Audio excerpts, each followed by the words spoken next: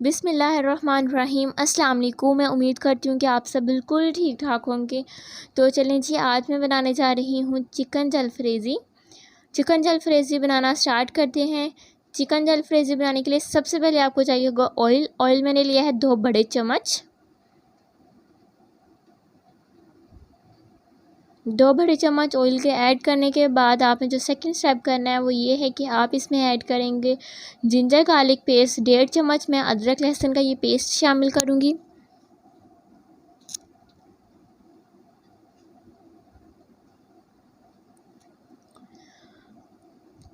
अदरक लहसुन का पेस्ट ऐड करने के बाद आपने इसे अच्छे से ऑयल में मिक्स करना है। फ्लेम आपने मीडियम रखना है और इसको एक बार मिक्स करने के बाद आपने इसे भूनना है। जैसे ये फ्राई होगा इसमें लाइट ब्राउन आपने करना और अच्छी सी खुशबू आना स्टार्ट हो जाएगी तो आपने इसमें बोनलेस चिकन ऐड कर देनी है।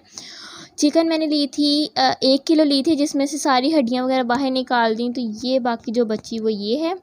और इसे स्मॉल पीसीज में कट कर लिया और इसमें ऐड करेंगे। इसमें ऐड करने के बाद अच्छे से मिक्स करेंगे और 2 मिनट तक पकने देंगे। और ये 2 मिनट तक इसलिए आपने पकने देना है कि ये जो गोश्त की जो स्मेल होती है ना, अदरक लहसुन के पेस्ट की वजह से कम हो जाएगी और तकरीबन आहिस्ता पकते पकते तक वो ख़त्म हो जाएगी। तो इसलिए कोई भी मसाला ऐड करने से पहले अदरक लहसुन के साथ आप इसको कर देंगे तो वो रहेगा, यानी कि वेल डन रहेगा, यानी कि वो जो स्मेल है वो चले जाएगी। अब इसमें मैंने 2 मीडियम साइज़ के पोटैटोज़ ऐड करूँगी, आलू, जिन्हें मैंने कट कर लिया था। और अब दोबारा से इन्हें मिक्स करके 2 मिनट तक पकाएंगे।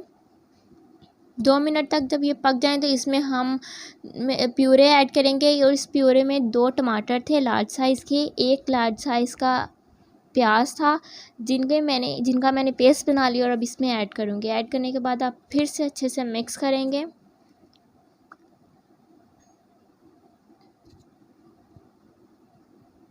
अच्छे से मिक्स करने के बाद आप इसमें 1 चम्मच नमक ऐड करेंगे।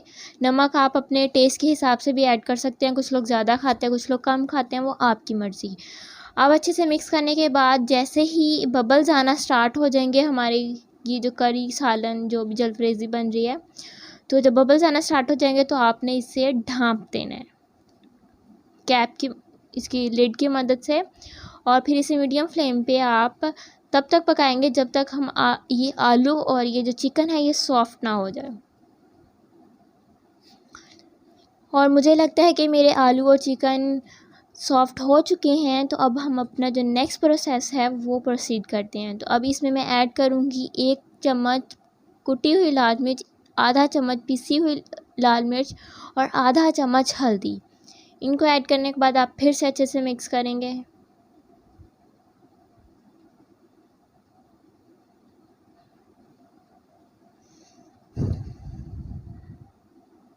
फ्लेम आपने मीडियम ही रखना है, ज़्यादा फ्लेम आपने हाई नहीं करना। अब इसमें मैं ऐड कर रही हूँ आधा चम्मच ज़ीरा।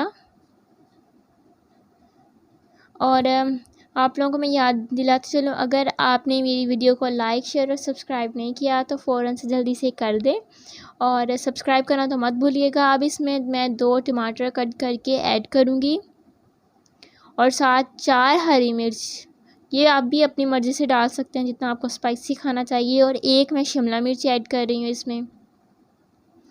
ये सब ऐड करेंगे और उसके साथ ही 2 बड़े साइज़ के मैंने प्याज, जिनके मैंने वो 1 बाय 1 वो जो उनके कवर्स होते हैं ना, वो उस तरह उनको अलग अलग किया है, वो आपको नज़र आ रहा होगा, और क्यूब शेप्स में कट कर लिया। तो इसे अच्छे से मिक्स करने के बाद अब इसमें हम ऐड करेंगे आधा कप दही। अगर दही ना हो आपके पास तो आप इससे मलाई लें, मलाई को अच्छी से फेंट लें, यानी कि उसके जो गुठलियाँ हैं वो ख़त्म हो जाएं। और उसमें लेमन ऐड करें, लेमन का जूस ऐड कर दें, 2 लेमन के जूस ऐड कर दें और फिर इसमें ऐड कर दें। हमें ग्रेवी भी चाहिए और थोड़ा सा खट्टा मीठा भी हो जाएगा, दही खट्टी भी होती है और इसकी ग्रेवी भी बन जाएगी, तो इसलिए मैंने दही ऐड कर दी। अब इसमें हम ऐड करेंगे काली मिर्च आधी चम्मच और आधा चम्मच ही हम ऐड करेंगे ये सूखे धनिए का पाउडर।